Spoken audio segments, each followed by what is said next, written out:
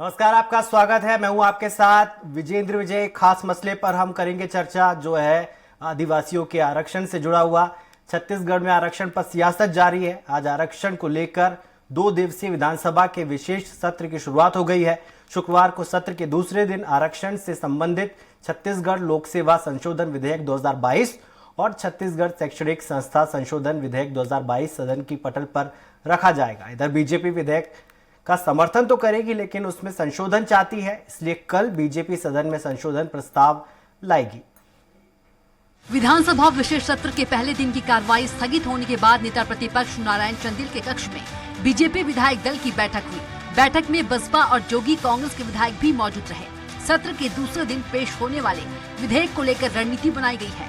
वहीं विपक्ष supreme court की गाइडलाइन के आधार पर संशोधन प्रस्ताव लाएगी। एससी को 13 की जगह 16, ईडब्ल्यूएस को 4 की जगह 10% आरक्षण देने का संशोधन है। विधायक दल की बैठक में इसे लेकर चर्चा की गई।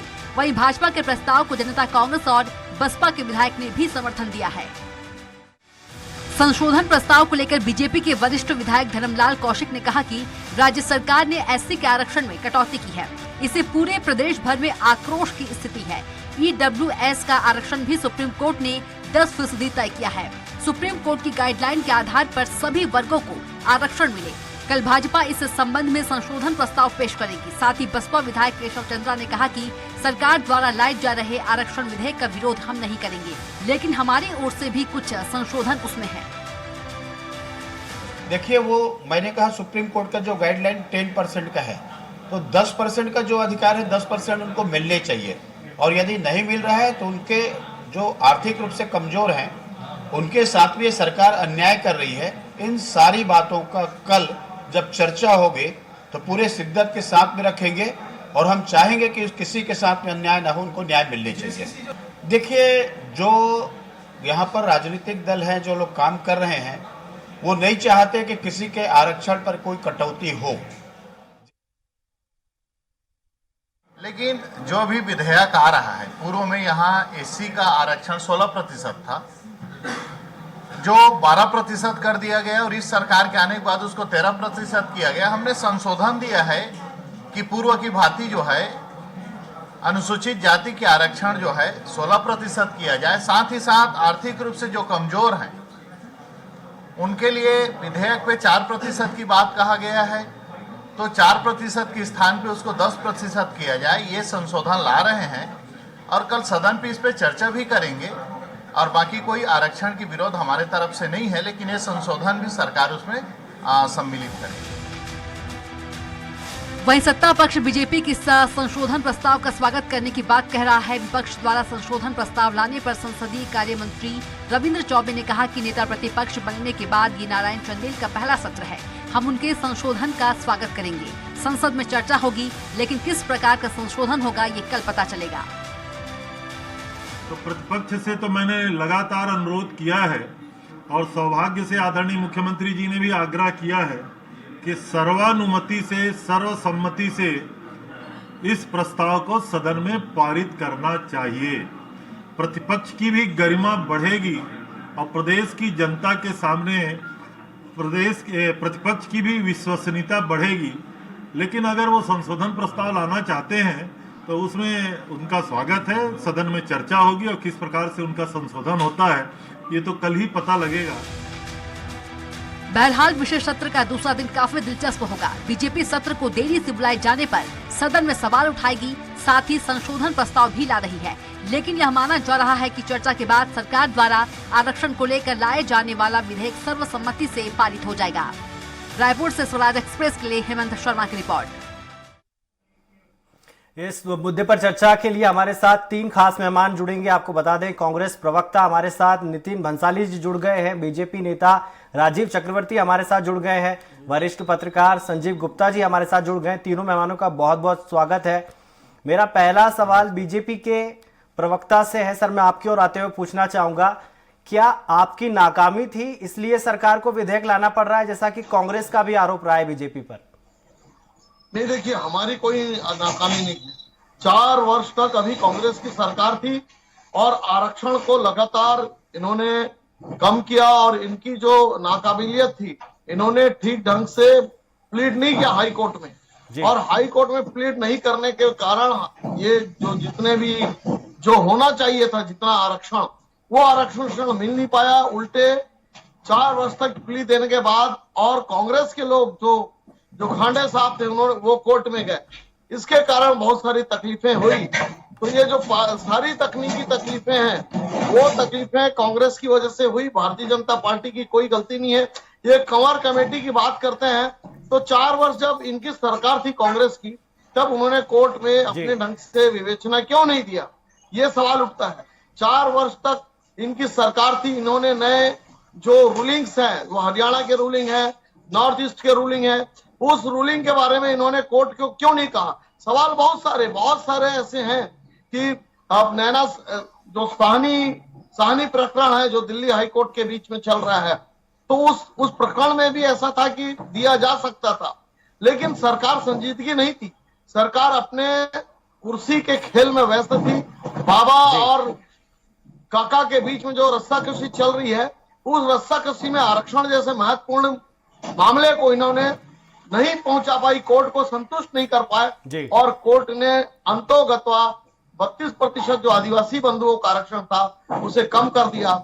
और जो कांग्रेस के लीडरान जो गए हुए थे कोर्ट में, ठीक है सर, इस पर जवाब ले लेते हैं। हमारे साथ कांग्रेस पार्टी से नितिन जी आपके पास आते हुए, क्यों आपको लग रहा है कि ये जरूरी है? क्योंकि आपको लगा कि भानु प्रतापपुर में जो कुछ हो रहा है इसलिए विधेयक लाना पड़ रहा है, वो भी चलते चुनाव के बीच में।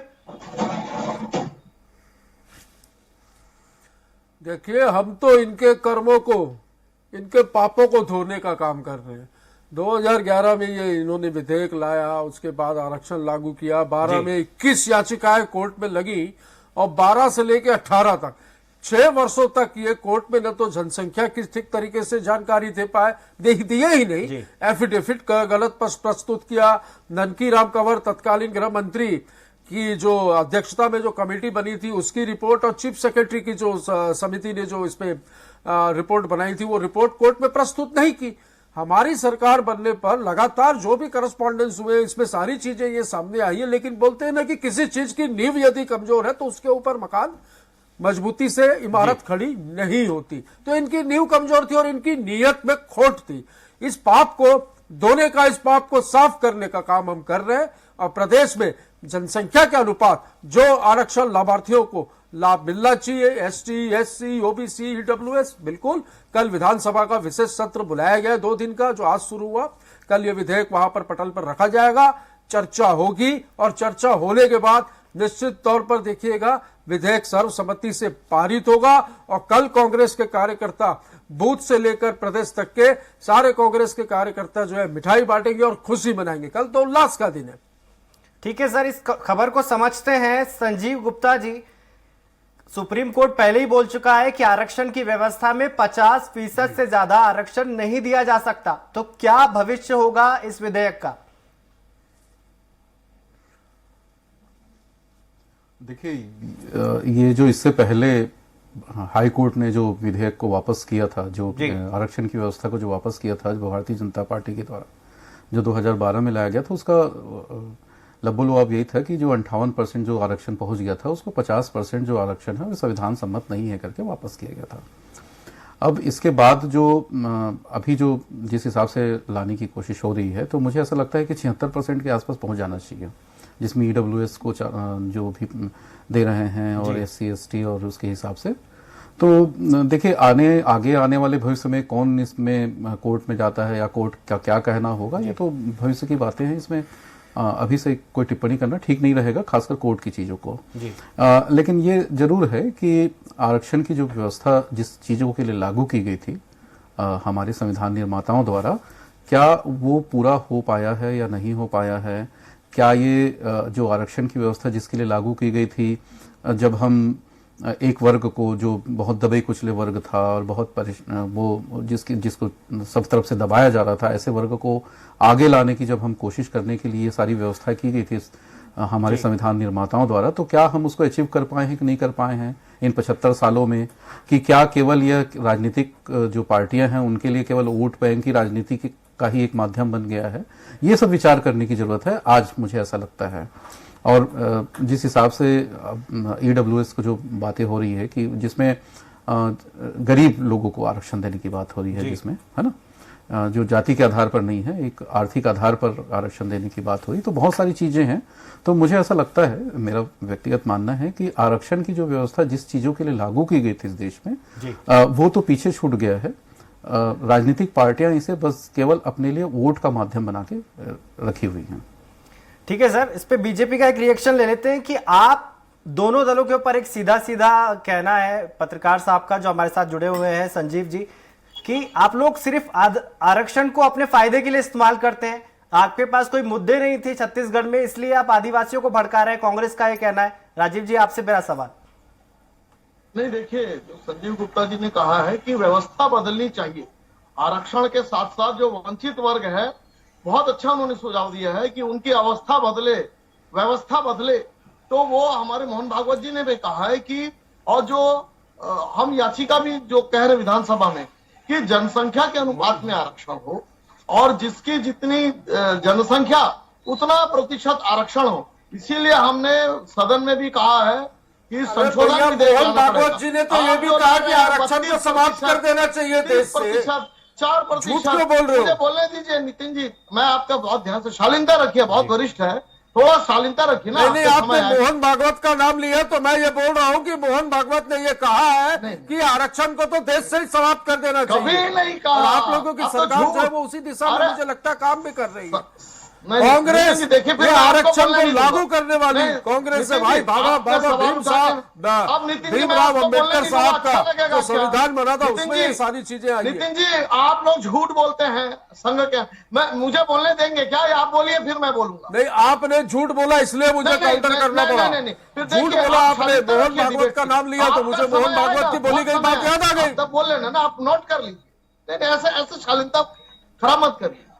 जो गुप्ता जी ने कहा कि आरक्षण की जो व्यवस्था है, जो किसको कितना प्रतिशत होना चाहिए और वंचित वर्गों को आर्थिक लाभ भी मिले, शैक्षणिक लाभ भी मिले, माने व्यवस्था और सुरक्षा और उनका प्रॉपर कि वो देश में कदम के कदम चला सके, तो वही मोहन भागवत जी ने भी कहा था और आज पूरा देश भी उसकी ओर चल रहा है। आप लोग तो संघ के नाम पे 2 रोटी ज्यादा खाते हैं, बोको हराम से उसकी तुलना करते हैं और उनको सूली में चढ़ाने की तैयारी करते संघ को। अरे हम 2 खाए कि 10 खाए, लेकिन जो काम कर रहे हैं ना, करनी है ये बार बार मोहन भागवत का नाम लेंगे मैं काउंटर करूंगा। क्यों नहीं? मैं काउंटर करूंगा बार बार मोहन भागवत का नाम लेंगे तो। मोहन भागवत ने तो खुला कहा देश से आरक्षण ही समाप्त कर दिया। अभी बारी का इंतजार कीजिए, आरक्षण बात रखने दीजिए राजीव जी को। तो ये स्टेटमेंट है, फिर आप किस आरक्षण की बात कर रहे हैं छत्तीसगढ़ में? हाँ, इसीलिए हम भी पुनर्याचिका लगा रहे हैं, हम भी सदन में, इसीलिए कि जो आर्थिक लोग हैं वो 10% होना चाहिए। आपने 4% दिया।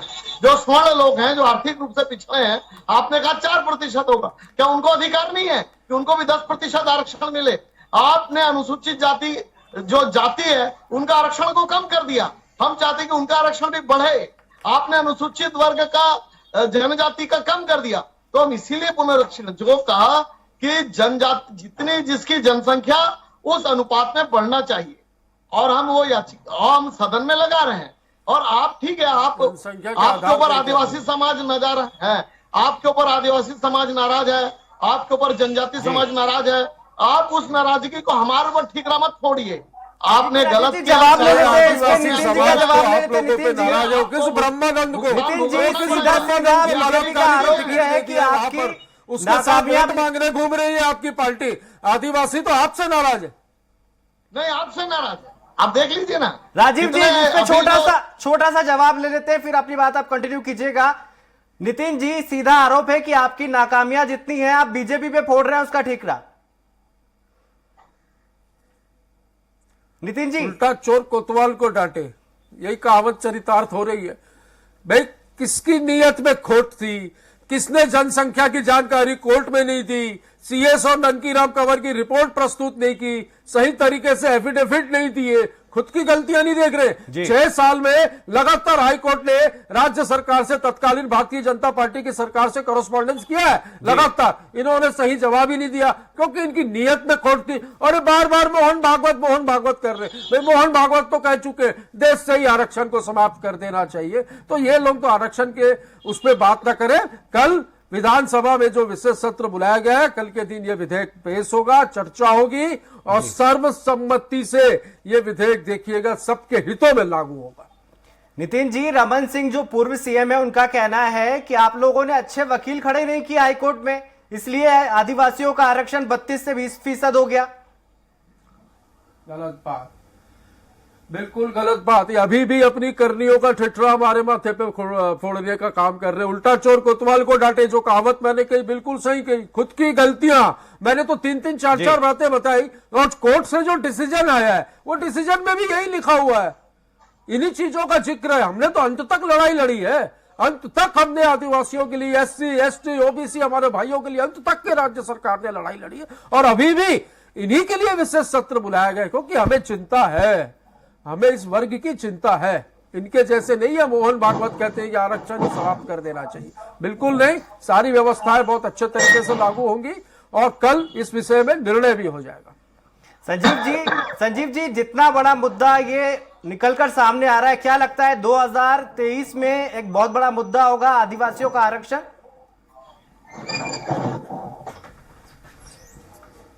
देखिए, अभी जो कल जो होने वाला है विधानसभा में, विधानसभा के बाद जब वो पारित होकर आगे जाएगा, और इसमें राज्यपाल पहले ही कह चुकी हैं कि जिस तरह से आप इसमें मदद चाहिए मैं मदद करने के लिए तैयार हूं, तो मुझे नहीं लगता है कि वहां पे जाके राजभवन में ये विधेयक जो है अटकने वाला है। वहां से जल्दी ही उसको पास कर दिया जाएगा, मुझे ऐसा लग रहा है वहां से जल्दी साइन होकर आ जाएगा। लेकिन फिर भी जो जिस तरीके से जो चीजें चल रही है, सितंबर के बाद से जो बदलाव आया है यहाँ पे, आदिवासी का जो आदिवासी समूह का एक जो बड़ा वर्ग है जिसमें सर्व आदिवासी समाज भी शामिल है, वो भी नाराज है। उनका भी कहना है कि ठीक तरीके से इसको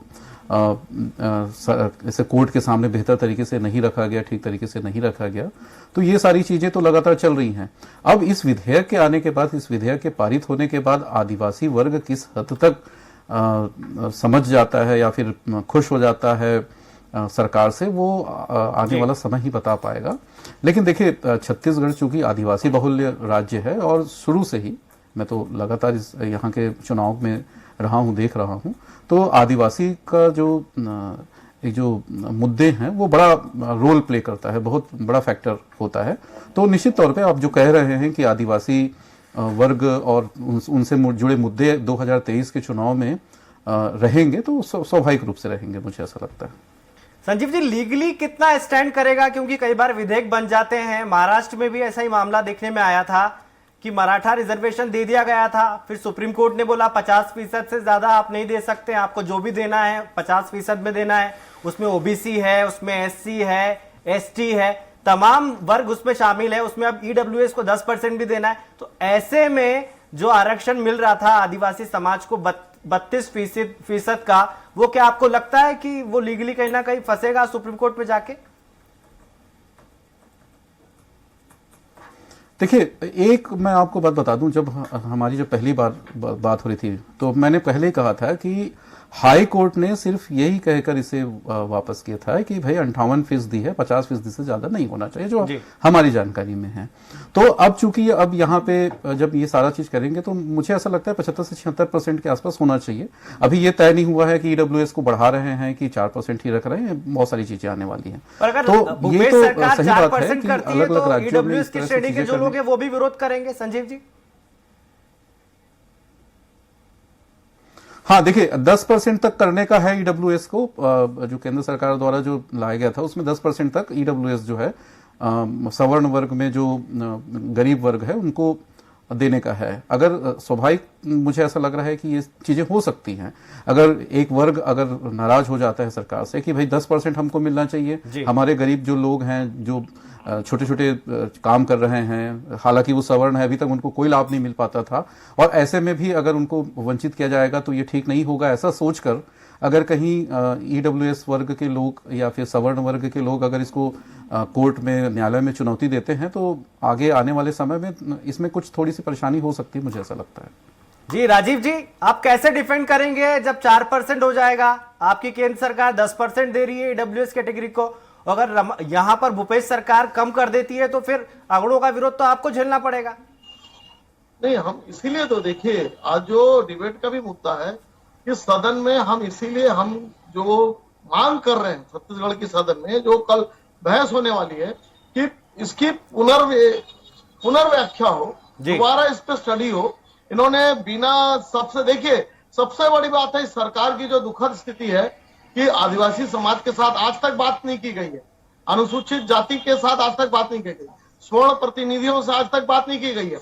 ये पूरा न सूत न कपास जुलाहों में लट्ठा चल रहा है जी। तो ये दुखद स्थिति है। इनको ये चाहिए था कि सारे प्रतिनिधियों के साथ बैठकर पुराने जो केस है, जो पुराने कोर्ट में पेंडिंग चल रहे, जिसे अस्वीकृत कर दिया, उसको स्टडी करके बहुत पोलाइटली धीरे से इसे लाना चाहिए था।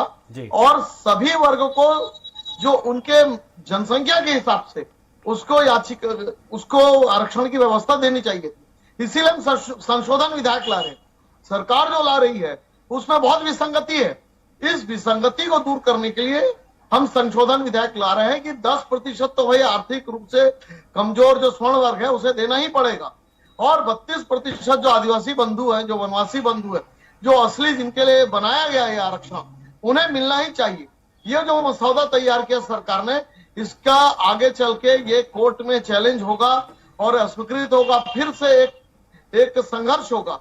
इसीलिए भारतीय जनता पार्टी की मांग है कि सदन में इसे ठीक से पेश किया जाए और संख्या बल के हिसाब से उसे वापस इस याचिका को लाना चाहिए। ठीक है, इसका जवाब ले लेते हैं नितिन जी का। नितिन जी, आपकी पार्टी बैलेंस क्यों नहीं बना रही? आप आदिवासियों को तो आरक्षण देना चाहते हैं, लेकिन ईडब्ल्यूएस की कैटेगरी में कम कर रहे हैं आप आरक्षण। बैलेंस बनाने का काम तो सरकार का होता है। देखिए, ये सारी चीजें कल ये सारी चीजें कल विधानसभा में चर्चा होने के बाद जब विधेयक पारित होगा तब चीजें सामने आएंगी। अभी ये तो सिर्फ राजीव चक्रवर्ती की आधार पे बोल रहे हैं, मुझे नहीं पता। और नारायण चंदेल जी का पहला सत्र है, वेलकम है उनका। उन्होंने कहा है कि वो शायद कोई अपने चर्चा में कुछ बिंदुओं को प्रस्तुत करना चाहते हैं उस विधेयक में, तो करें। पर जैसा एक सिस्टम है विधानसभा की, उस सिस्टम के हिसाब से सर्वसम्मति से जो निर्णय होगा वो विधेयक पारित होगा और राज्यपाल के पास जाएगा। मुझे तो ऐसा लगता है कि अभी भी भारतीय जनता पार्टी नहीं चाहती कि आरक्षण मिले। आरक्षण लागू होने से पहले ही ये देखिए, इसको कोर्ट में कौन चैलेंज करेगा, कैसे करेगा, ये सारे समीकरण ये बना, तो किसी भी तरीके से ये आरक्षण के विरोधी है, ये तो साबित हो रहा है। साथ ही कोई अच्छी बात अगर हो रही है, विकास उपाध्याय जी ने किया, खांडे ने किया, अच्छी बात यदि कोई हो रही है तो समर्थन करना चाहिए उसका कि भाई हम आरक्षण का समर्थन करते हैं, बिल्कुल ये लागू होना चाहिए। पर ये नहीं चाहते, इनकी बातों से ही ये नहीं, हम तो चाहते हैं आरक्षण लागू हो। नियत में तब भी खोट थी, इनकी नियत में आज भी खोट है। नहीं, आपके नियत में खोट है, कांग्रेस पार्टी के नियत में खोट है। लो, अरे बिल्कुल, मोहन भागवत का नाम लेके बोल रहा हूँ। उन्होंने कहा है कि आरक्षण समाप्त कर देना चाहिए। नहीं, जनसंख्या के आधार पर आरक्षण लागू, जनसंख्या नहीं, जो गलतियां आप लोगों ने की थी, उसको सुधार कर आरक्षण लाभार्थियों को जवाब देते हैं नितिन जी। राजीव जी का जवाब, राजीव जी सफल होगा। उस पे आपका काउंटर क्या है, जो सीधा सीधा है कि आप चाहते ही नहीं है कि आदिवासियों को आरक्षण मिले और आप 2023 तक इस मसले को खींचना चाहते हैं? देखिए, 17 राज्यों में हमारी सरकार है।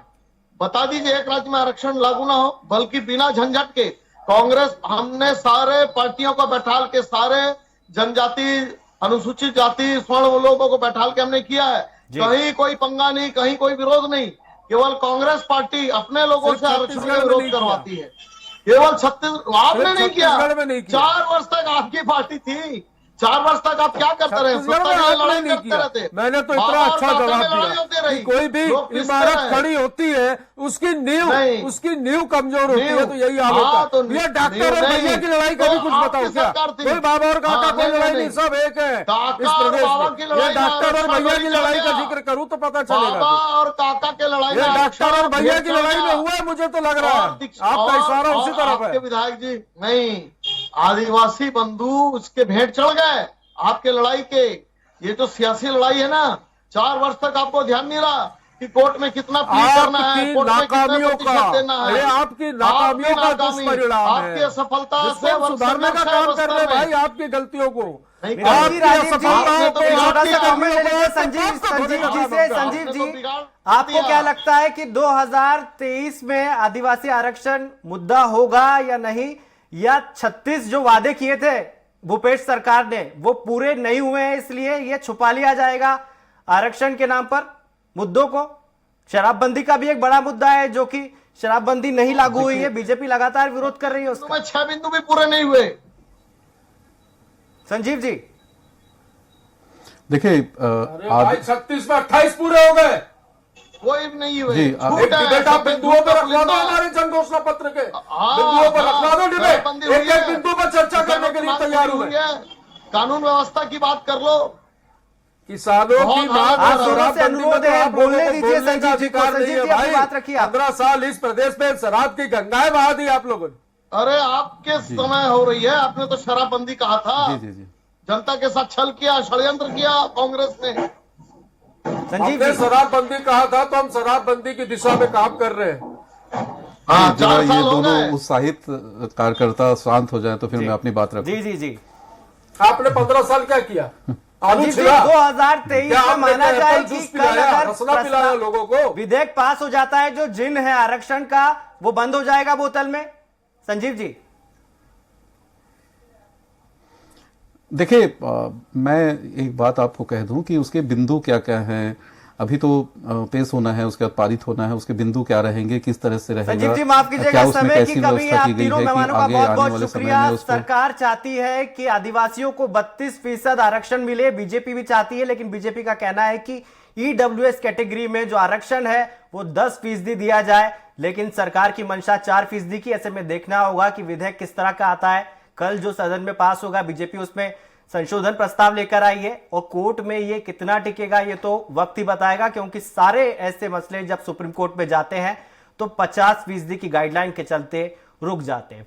फिलहाल इस खास चर्चा में मेरे साथ इतना ही। आप देखते रहिए स्वराज एक्सप्रेस। नमस्कार।